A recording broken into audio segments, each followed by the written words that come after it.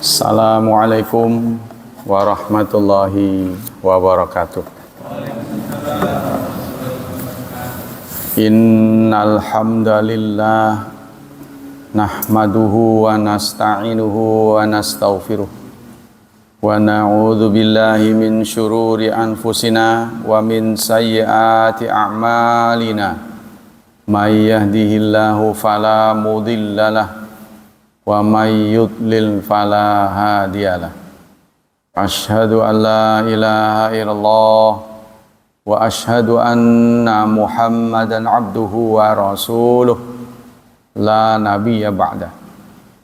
Allahumma salli wa sallim ala nabiyyina Muhammad sallallahu alaihi wasallam wa ala alihi wa sahbihi wa man sara ala nahjihi ila yaumiddin, amma ba'd. Ayo ikhwah, materi akhlak pada pagi ini adalah tentang al-kidhbu, maknanya bohong. Salah satu perbuatan yang tercela adalah berbohong. Apa arti dari berbohong? Al-kadhib naqidus sidqi, lawan dari jujur, ya, kejujuran, kebohongan. Kadzaba yakdzibu kadziban kizban fahuwa kadzib, orangnya namanya kadzib. Kadzab jumlah banyak, ya, jamak. Secara istilah, secara bahasa, idza akbarta annalladzi yuhadditsu bihi kizbun, apabila seseorang memberitakan sesuatu yang tidak sama dengan yang diberitakan, ya. Kalau dalam istilah, bohong itu ikhbar bi syai' ala khilafi ma huwa alaih, mengkabarkan sesuatu berbeda dengan kenyataannya. Sawaun kana amdan al khatan, baik dengan sengaja atau tidak, sengaja atau keliru. Ya, dalam bahasa lain, pernyataan yang tidak sesuai dengan kenyataan. Pernyataan yang tidak sesuai dengan kenyataan itu adalah bohong. Baik secara sengaja atau tidak, baik di masa lalu atau yang akan datang. Di cerita masa lalu, tapi nyatanya nggak sama, itu ya. Al-farqu bainal kizbi wa ba'dil alfat mutaraddifat. Ini dari sisi bahasa, ya. Ada lagi yang semakna dengan bohong, itu ada hizru. Hizru itu menduga tanpa fakta, ya, menduga. Jadi apa itu, ya? Apa berita burung, ya.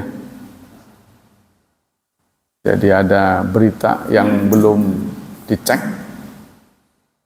nggak taunya salah. Nah, itu ada bahasa tertentu dalam bahasa Arab. Banyak lagi yang setara dengan kidbu, ifkun, ada iftira, ada buhtan, ya, itu maknanya mirip-mirip, ya. Tapi yang disebut dusta itu ada mutabaqah khabar liwaqi, pernyataan yang tidak sesuai dengan kenyataan, itu bohong. Kalau iftira itu lebih khusus. Jadi kalau bohong itu memberitakan yang nggak sebenarnya. Tapi kalau iftira memproduksi kebohongan, ya, mendramatisir kebohongan. Apa bilang ngefrank, ya, yang nggak sebenarnya. Nah, itu bagian-bagian dari bohong. Dalil-dalil. Allah Subhanahu wa taala berfirman dalam surat 16 ayat 105. A'udzu billahi minasyaitonir rajim. Surat An-Nahl.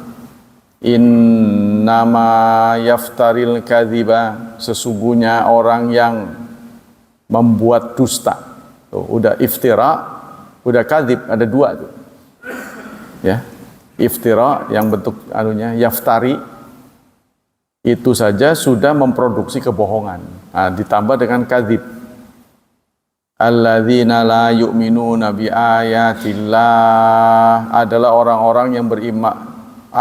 orang-orang yang tidak beriman kepada ayat-ayat Allah. Jadi orang yang tega membuat kebohongan, mendramatisir kebohongan, ya, adalah orang-orang yang tidak beriman. Hanya layak dilakukan oleh orang yang tidak beriman kepada ayat-ayat Allah. Ya, kita tahulah pada gilirannya berbuat dusta, ya, mengada-ada, itu bisa membahayakan, ya. Kalau biasa orang harus bisa membedakan bercanda atau tidak, tapi kalau sering bercanda bohong mulu, itu nanti giliran benernya orang nggak percaya, bahaya itu. Nanti kena ininya, kena batunya. Nah itu ya, surat 16 ayat 105. Innama yaftaril kadzib 'ala Allah wa 'ala rasuli syira al-khalqi. Jadi orang yang memproduksi kebohongan, mengada-ada, ya, mendramatisir, merekayasa kebohongan kepada Allah dan Rasul, itu adalah seburuk-buruk makhluk. Alladzina yu'minuna bi ayatillah. Contohnya banyak orang yang ingin menjatuhkan Islam dengan sejarah dia. Waktu masuk Islam, waduh, Islam payah begini. Nah, ini yang sering dikeluhkan oleh berbagai agama, ya. Ketika orang berpindah agama, udah sih jangan mengada-ada kebohongan, itu kan, sehingga agama lama merasa tersakiti ketika mereka mendengarnya. Sampai pernah digugat dosen UHAMKA, ya, dosen UHAMKA yang dulunya beragama tertentu, lalu dia cerita kenapa saya meninggalkan agama yang lama. Diceritain, wah itu gitu. Nah, rupanya di online, ya, jadi viralkan. Pihak sono kan dengar, udah sih kalau udah nggak mau jangan jelek-jelekin gitu. Yang nggak beda dengan Saifuddin Ibrahim, ya, sampai ke Amerika, lalu dia berdusta.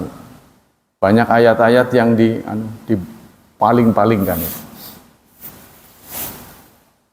Jadi kalau dalam Quran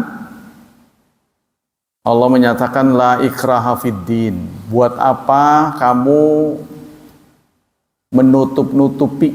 Nah, itu. Ya, kalau memang ada kebohongan, kenapa harus ditutup-tutupi?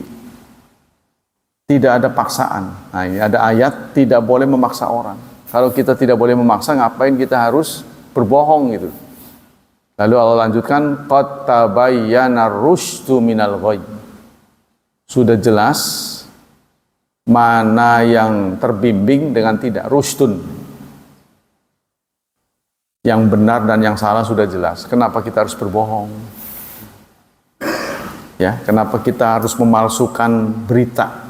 Untuk apa? Keuntungannya apa? Ya udah, beritahu apa adanya. Kemudian dalam surat Al-Jathiyah, surat ke berapa? 45, ya. Surat 45 kalau salah. Ayat 7.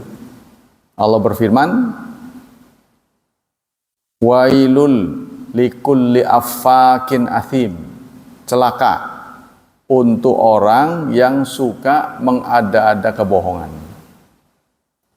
Ya, ifkun itu menyiar-nyiarkan berita, ya, seperti yang pernah terjadi pada Aisyah. Ifkun, kayaknya berita tentang hal-hal yang berkaitan dengan keluarga. Itu namanya ifkun. Ai kadzab fi maqalihi, athimun fi af'ali. Athim dosa itu perbuatan.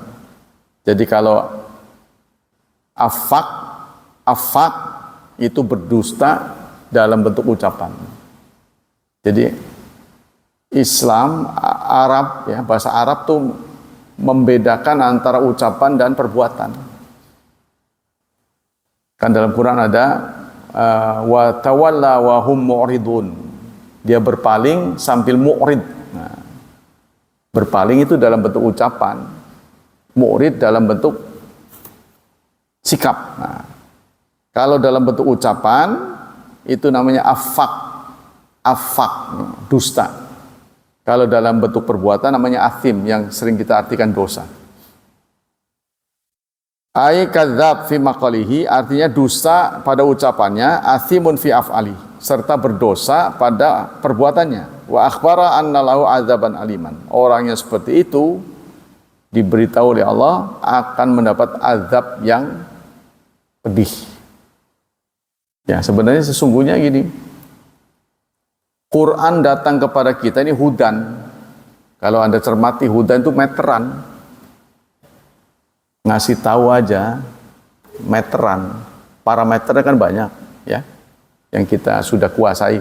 Parameter jarak berarti meter, parameter berat kilo, tuh ya, parameter tekanan udara bar, parameter suhu udara Celcius ya. Nah, banyak parameter lain, parameter tekanan darah apa namanya,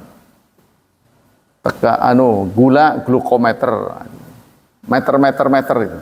Nah, Islam datang itu namanya meter, hudan itu meter. Jadi memberitahunya ini yang salah, ini yang benar.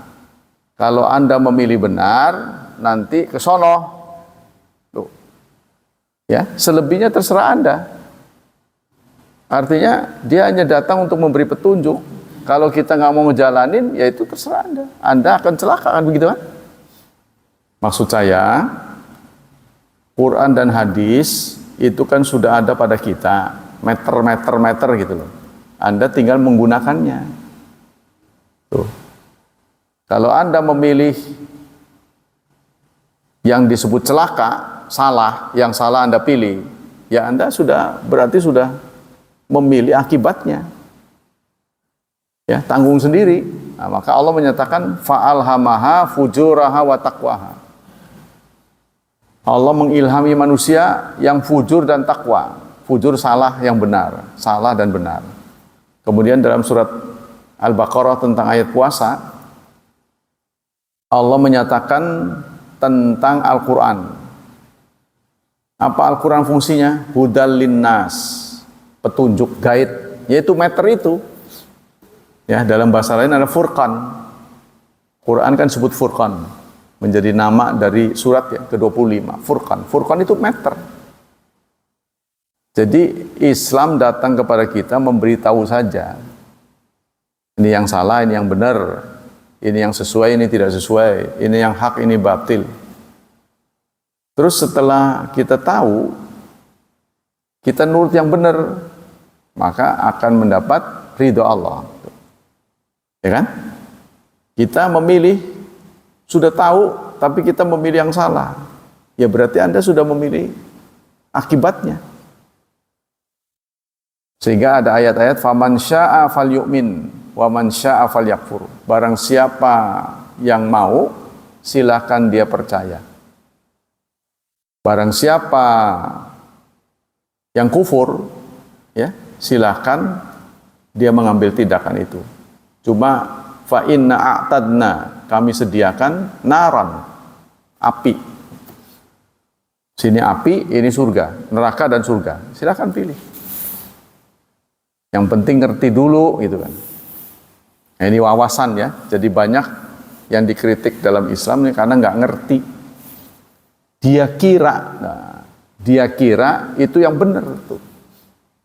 Karena ada dalam Quran, yahsabuna annahum yuhsinuna sun'a. Mereka mengira apa yang mereka kerjakan benar, mengira, padahal salah. Nah, ini wawasan ini penting. Jadi kalau kita contohnya paling mudah kita inilah mengibaratkannya dengan jalan tol. Kita masuk gerbang, ada pilihan tuh, mau ke Merak apa mau ke Jakarta. Kalau kita pengen ke Jakarta lalu kita salah masuk, Apa akibatnya? Ya harus ngikuti jalur dulu, nggak bisa begitu salah langsung keluar kan? Nah begitu juga manusia. Kalau kita salah pilih, ya kita harus nanggung dulu akibatnya. Untuk atret balik lagi ke sini, tobat namanya kan. Itu cukup panjang akibat yang kita tempuh. Nah, salah pilih itu kemarin sudah dijelaskan namanya la'ib. La'ibun, main-main. Nah, kenapa orang salah pilih? Kebanyakan wawasannya tidak memadai, nggak ngerti. Jadi bukan karena nggak mampu, tapi ada juga yang nggak mampu. Sebenarnya saya pengen milih itu, ya, tapi nggak terjangkau gitu. Sebenarnya tahu yang bagus itu. Nah, kita kembali di sini. Wa qala azza wa jal dalam surat Asy-Syu'ara, surat ke-26 ya. Surat ke-26 setelah 26 An-Naml ya. Ayat 221 sampai dengan 223. Allah berfirman, Hal unabbi'ukum ala man tanazzalu syayatin. Maukah aku beritahu kalian tentang orang ya yang diturunkan setan? Mau nggak aku beritahu kalian orang yang kesetanan? Ya, setan diberi tempat pada dirinya. Tanazzalu ala kulli affaq. Nah, akhirnya mereka berbuat dusta, asim dan dosa. Jadi afaq itu dalam bentuk ucapan, dosa dalam bentuk perbuatan.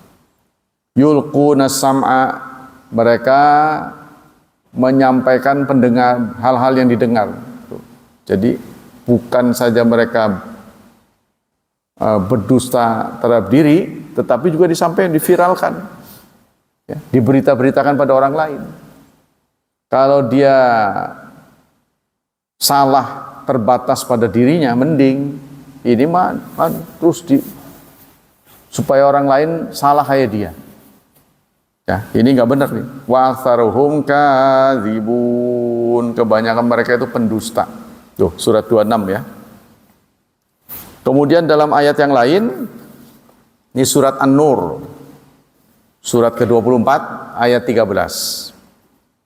Ini berkaitan dengan difitnahnya Aisyah. Laula ja'u alaihi bi arba'ati syuhada. Mengapa mereka tidak datang dengan 4 saksi? Kalau Anda menuduh seseorang selingkuh, mesum, itu jangan asal ngomong, harus mendatangkan 4 saksi. Ya, tidak boleh sembarangan. Fa idlam ya'tu, maka jika mereka tidak mampu mendatangkan bisyuhada, saksi-saksi, faulaika, orang-orang seperti itu, indallah, di sisi Allah, hum, mereka, al-kadzibun, para pendusta. Jadi dalam ajaran Islam, saudara, kalau kita melihat hal yang tidak nyaman, hal yang tidak selayaknya, jangan cepat diberitakan. Ya, berita buruk kan itu kan? Nah, kalau ada berita buruk, jangan langsung diberitakan, Anda harus konfirmasi dulu. Contohnya melihat bunga-bunga kematian, wah mati, langsung beritain. Nggak taunya yang bersangkutan beli untuk orang lain. Ya kan? Nah, itu jangan selidik dulu, konfirmasi dulu. Maksudnya jangan menjadi tipe orang yang mudah apa ya? Iya, belum tahu persis langsung share. Tidak tabayun istilahnya. Tidak selidik dulu, tidak konfirmasi apa benar. Klarifikasi. Ya. Langsung diberitain. Nah, itu. Ya, kita lihat di media kan banyak itu. Innalillahi wa inna ilaihi raji'un gitu. Diberitakan siapa meninggal. Enggak taunya enggak, orang masih sehat. itu bagi orang yang ngeberitain tuh enteng di mulut dia, tapi bagi keluarga yang berdampak sekali. Ya, pasti setidak-tidaknya ada sumpah serapah, kurang ngajar orang ini, pasti begitu. Walaupun dia mungkin nggak membalas dalam bentuk yang sama, tapi Anda harus ingat, mungkin orang itu akan berdoanya tidak baik. Siapa ini yang ngeberitain saya meninggal? Contohnya gitu kan? Nah, kita nggak boleh begitu, sembarangan menuduh. Nah ini kata Allah, berarti orang-orang itu di sisi Allah kadzibun.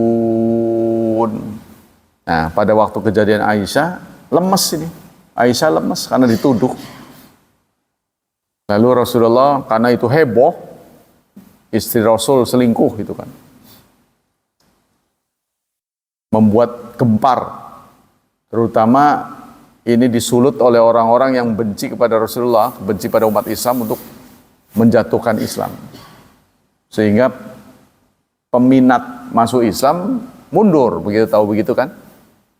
Aisyah sendiri lemes dituduh begitu. Rasulullah setelah ada tuduhan itu tidak ngajak bicara pada Aisyah. Pada pendiam-diam. Akhirnya Aisyah minta agar dipulangkan dulu ke rumah orang tuanya. Nah, ketika ada pembebasan, ya memang itu tidak segera. Sepertinya Allah ini merekayasa seperti ini. Kalau Allah mau kan cepat di-clearkan kan, tapi enggak, dibuat memang supaya ini kasus kalau terjadi lagi ketahuan solusinya gitu kan. Jadi kalau itu terjadi sampai sebulan apa gitu, enggak ada solusi, enggak ada clearing dari Allah itu. Ternyata enggak begitu kan? Itu dibuat lama sehingga gulungan-gulungan yang menjadi bola kristal kan, sehingga heboh. Aisyah sendiri pulang ke rumah orang tuanya karena sikap Rasulullah kan kurang nyaman lah. Nah, setelah ada pembebasan, Abu Bakar gembira menyambutnya, lalu bicara pada Aisyah, Aisyah, tuh kamu syukur sama laki lo, sikat gitulah bahasa Betawi. Enggak, saya tidak bersyukur pada dia. Saya bersyukur pada Allah yang membebaskan aku. Aisyah. Tapi Rasulullah mungkin ketawa. Masih marah lah. Masih marah. Orang Rasulullah pernah apa istilahnya dalam hal ini mendatangkan Ali, sahabat-sahabat senior. Ali malah menjawab begini, Rasulullah, ini kan buat geger ini, mengganggu stabilitas. Yang perawan kayak dia tuh masih banyak. Apa yang menyebabkan Anda itu kok susah mengambil tindakan? Gantinya banyak ya Rasulullah. Nah itulah kemudian membuat banyak orang mengira begitu. Ada semacam sakit hati. Di kemudian hari kan Aisyah nyerang kan. Iya, iya, perang Jamal. Itu mungkin ada sisa-sisa begitu. Ya namanya manusia kan. Belum ada bukti, udah segera mengambil kesimpulan. Ini gantinya banyak. Ya karena gimana sih? Istri beliau Aisyah ini kan masih kanak-kanak gitu. Pasti manjanya masih terbawa gitu kan, masih kelendotan, kan suka lendotan begitu kan. Kadang-kadang gara lendotan itu suka nyindir, mikirin apa, wong yang udah meninggal aja dipikirin, maksudnya nyindir ke Khadijah kan.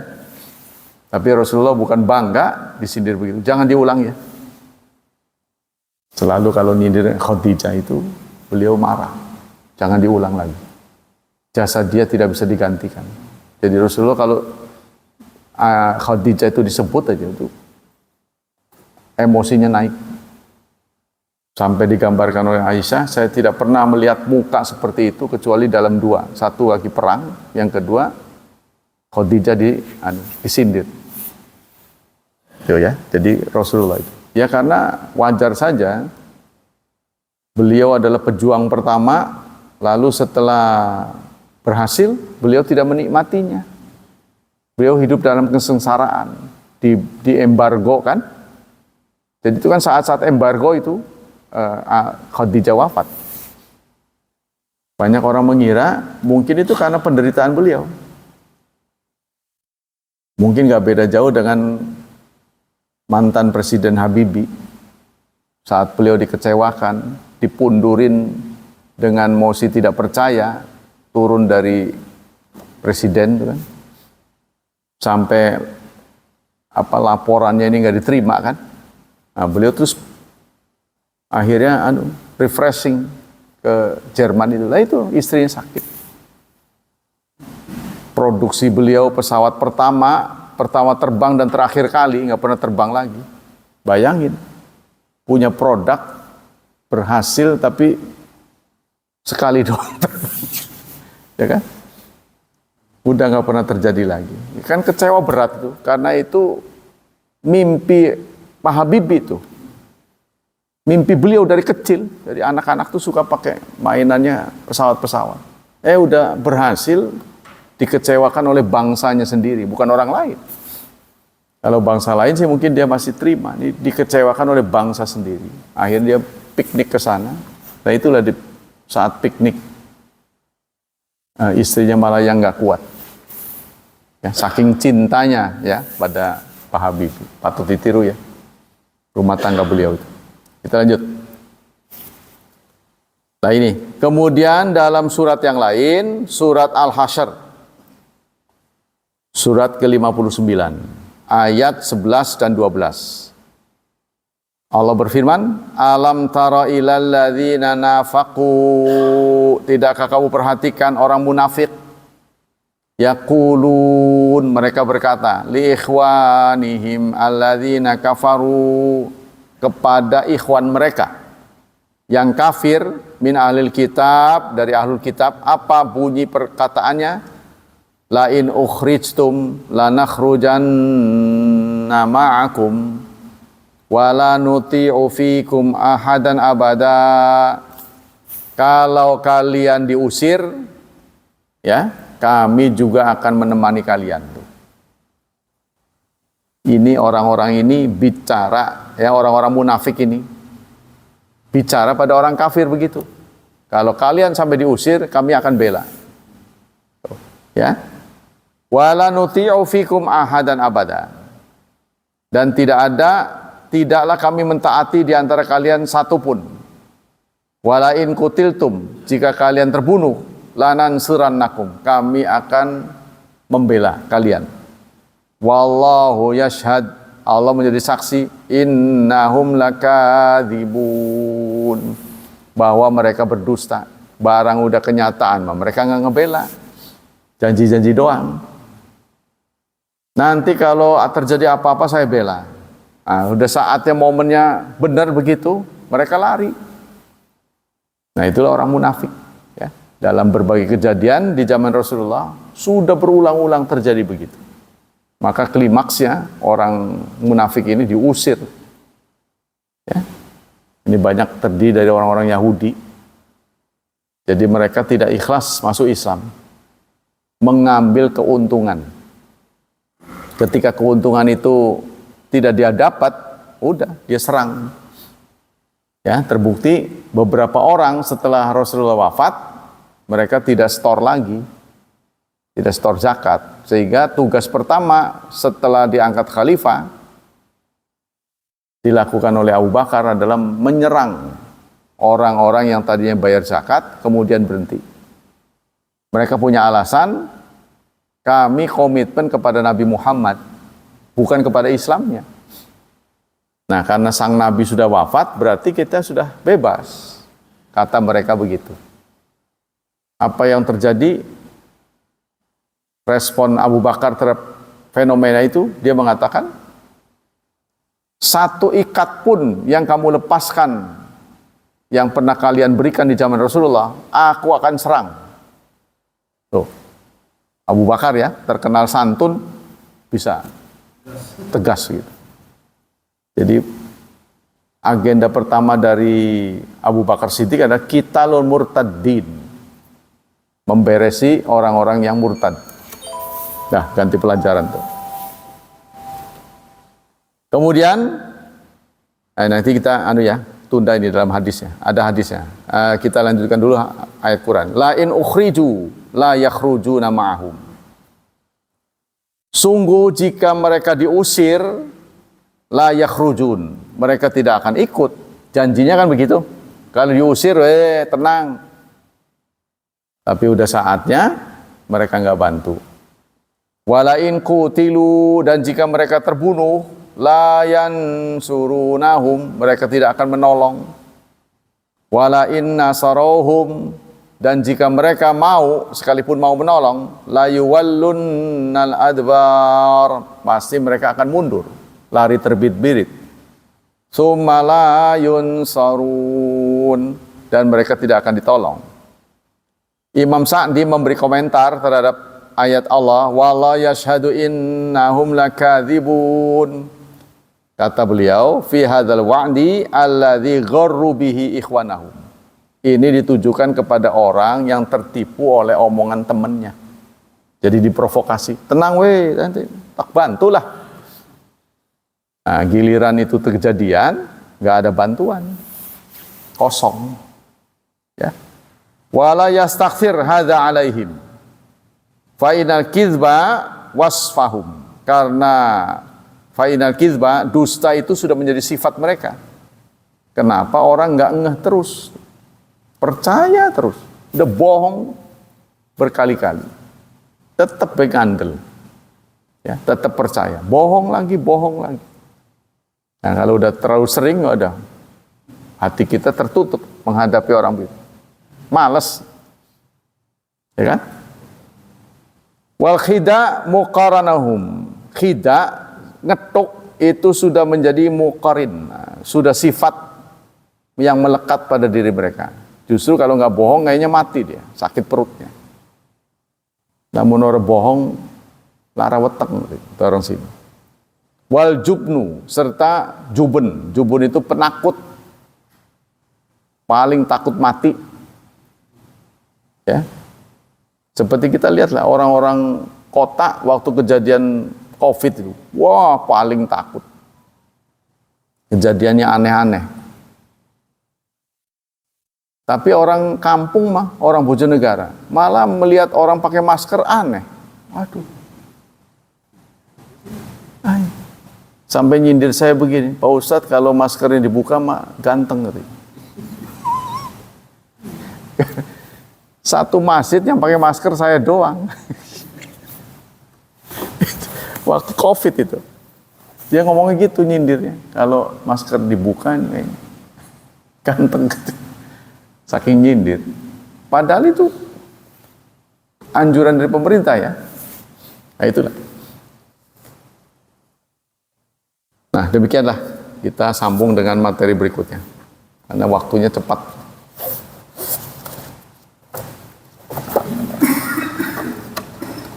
Ini saya materinya masih banyak nih. Hadis ya. Berikutnya hadis-hadis tentang bohong. Bismillahirrahmanirrahim. Kita lanjutkan indeks hadis. Jadi indeks hadis ini materinya bisa lompat-lompat ya. Nah, karena yang difokuskan itu adalah lafadznya. Bukan hadisnya, bukan materinya, tapi lafadznya. Kemarin sudah membahas tentang ajar. Ajar itu panggilan lain dari hajar ya. Kemudian ajaraka. Sekarang ajaraka. Ada berita an-namra'atan qalat. Seorang wanita berkata, "Inni tasaddaqtu ala ummi." Saya sedekahkan jariyah. Jariyah itu budak perempuan kepada ibu. Saya bersedekah jariyah ya, bukan jariyah amal jariyah, bukan. Jariyah itu nama lain dari budak perempuan untuk bantu ibu. Nah, saya kasih dia. Wa innaha matat. Namun ibu kemudian wafat. Setelah saya beri itu, dia meninggal. Faqala ajarakallah, ajarakillah. Lalu Rasulullah mengucapkan ajarakillah, Allah memberi pahala padamu. Maksudnya apa?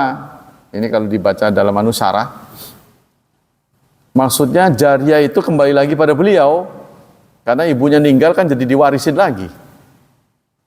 Ya, lalu beliau bertanya pada Rasulullah, ini sudah saya kasih kepada ibu, balik lagi ke saya terima nggak? Ya, lalu Rasulullah menjawab, ya kamu harus terima karena itu adalah warisan. Ini kan saya udah kasih balik lagi. Ya beda itu kasusnya, itu warisan, kamu mendapat pahala.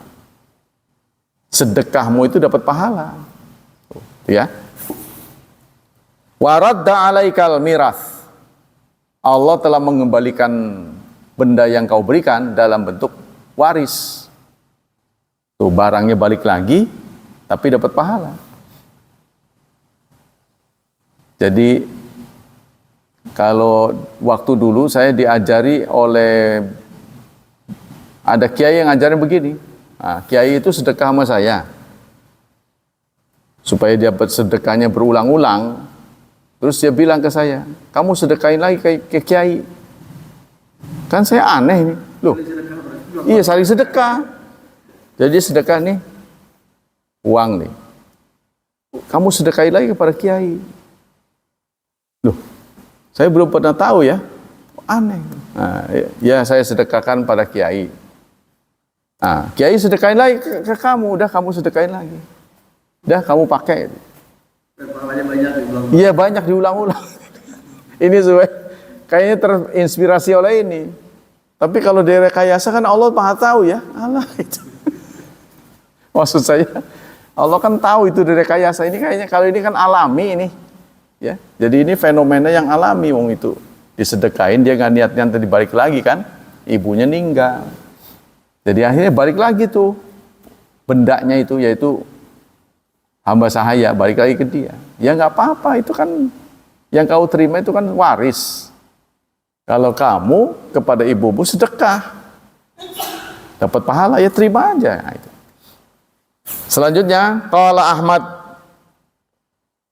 bin Yunus an Ibrahim. Hadis tadi diberitakan oleh Ibnu Majah, ya. Nomor hadis 2394. Juga hadis 1759. Nah ini nomor-nomornya lengkap sini. Karena ini indeks ya. Indeks itu adalah buku yang dibuat untuk mencari hadis. Ya, jadi buku ini dibuat kalau kita kelangan redaksi ini, hadis ini siapa perawinya, bukunya di mana, nah itu yang dipakai adalah indeks. Ya. Qala Ahmad bin Yunus an Ibrahim, dari Ibrahim, antadzara dzurriyyataka walasta binafiqin nafaqatan tabghi biha wajalla illa ajarakallahu biha. Anda ya meninggalkan zuriat, meninggalkan anak-anak dengan harta yang cukup, ya, dan Anda tidak munafik, bukan pura-pura. Nah, semua itu dilakukan mengharap pahala Allah, melainkan Allah akan mengganjarmu. Ya, jadi kita betapapun sentimen sama anak, ya, tapi kita bagi anak kita, tidak kita habiskan hartanya, sengaja buat dia. Ya, jadi Anda tinggalkan anak dalam keadaan cukup, tidak menjadi pengemis, itu lebih baik. Kan bisa jadi ya, orang tua itu mangkel sama anaknya, lalu dia manuver biar dia tuman itu kan, hartanya dihabisin. Nah, itu. Jadi membuat anaknya sengsara. Nanti kalau saya meninggal nggak dapat apa-apa dia. Nah, kalau ada orang begitu, itu tidak lebih baik. Ya, lebih baik kita menyisihkan harta, sehingga dengan harta itu anak kita bisa hidup normal, tidak menjadi pengemis. Itu lebih baik. Bahkan Rasulullah mengatakan, hatta luqmah, sampai suapan. Taj'aluhuma fi mratika, yang kau suapkan ke dalam mulut istrimu. Nah, ini apa, menginspirasi kita suruh nyuapin istri apa gimana ini? Kan Rasulullah kadang-kadang nyindir ya. Sampai dengan suapan tuh yang kau berikan pada mulut istrimu tuh, itu mendapat ganjaran. Sebenarnya itu kan kewajiban kan? Sebenarnya itu kewajiban.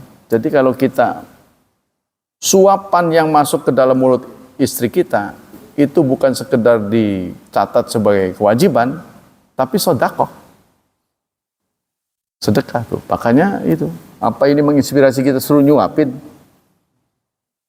Sehingga kalau dia makan sendiri mah nggak dapat nilai sedekah itu mah, kewajiban, tuh kan? Tapi kalau kita suapin sedekah, dinilai sedekah lagi nih Pak Syafi'i. Ah, genit tua-tua begitu.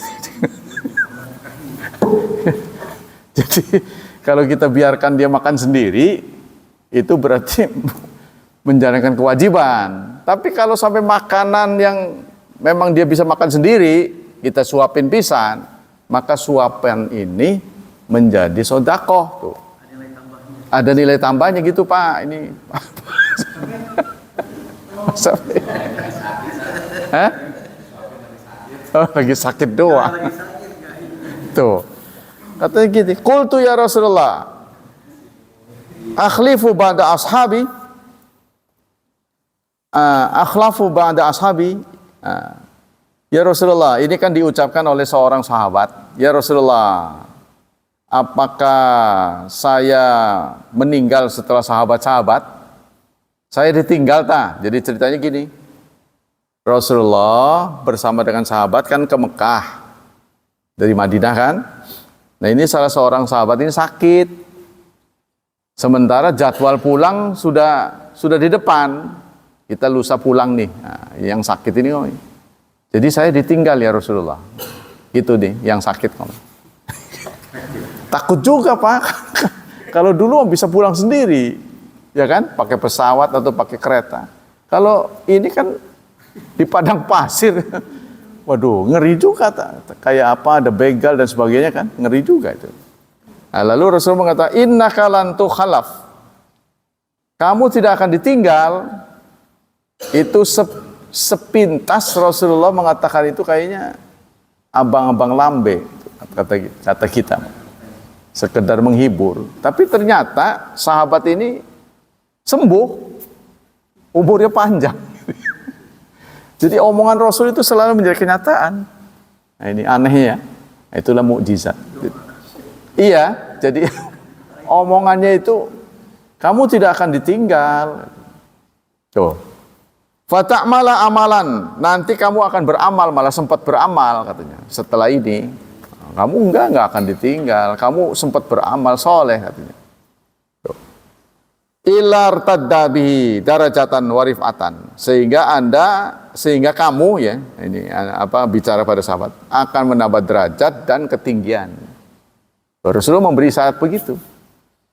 Fala alakatu khalafu hatta yanfatiha aqwam.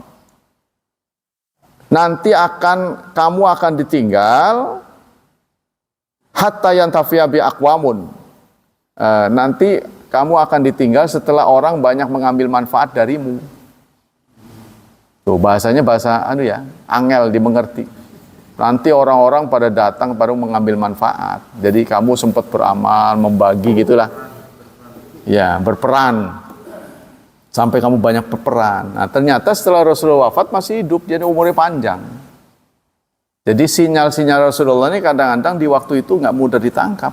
Tapi sejarah kemudian membuktikan kan. Nah, itu. Sama dengan anak kecil Anas itu yang didoakan 3 kan, semoga banyak anaknya, banyak keluarganya, banyak umurnya, pakai kata banyak hartanya, banyak malnya, banyak keluarganya, banyak umurnya. Ini semua 3 ini yang keluar dari mulut Rasulullah menjadi kenyataan. Anas ini sampai saking tuanya, di masa tuanya nggak bisa puasa. Bayar fidyah, saking lemes. Tua sekali berarti. Banyak orang mengatakan katanya karena waktu itu belum ada ini ya, tanggalan gitu kan. kurang lebih 120 tahunan umurnya tuh si Anas ini. Anaknya juga lebih dari 100. Sampai jumlah anak itu diberitahu sama anaknya. Jadi jumlah anak berapa itu sampai diberitahu sama anak. Kata anak saya itu. Nah itulah jadi ya konsekuensi dari sabda Rasulullah. Nah kita lanjut. Wa yudaru bi akharun Allahumma mdi li ashabi fi hijratihim. Ya Allah, luluskanlah hijrah sahabat-sahabatku. Wala tarudduhum ala aqabihim. Jangan sampai mereka kembali. Jadi seperti begini, Pak Hilman hijrah dari Cianjur. Kan orang tahunya kan merantau. Ya kan? Pulang lagi ke tempat yang lama. Tapi tetangga nggak melihat ada keberhasilan, kan malu kira-kira gitu. Bener nggak? Sama dengan sahabat ini katanya hijrah, diejek dan pulang lagi. Loh, kok masih begitu? Mana keindahan Islam? Keistimewaan kamu nggak berubah? Kan begitu. Ya samalah sama kita merantau dari kampung, balik lagi ke situ, nggak ada keistimewaan apa-apa. Ya, kalau yang lebih jelas tuh orang yang transmigrasi ya. Transmigrasi. Pemerintah sudah berbuat baik memberikan berapa lahan? 2 hektar. Nah, kemudian selanjutnya ajurni. Nah, ada lafadz ajurni. Ajur, nah itu sudah. Baru juga ngomong. Tapi tanggung satu hadis ini.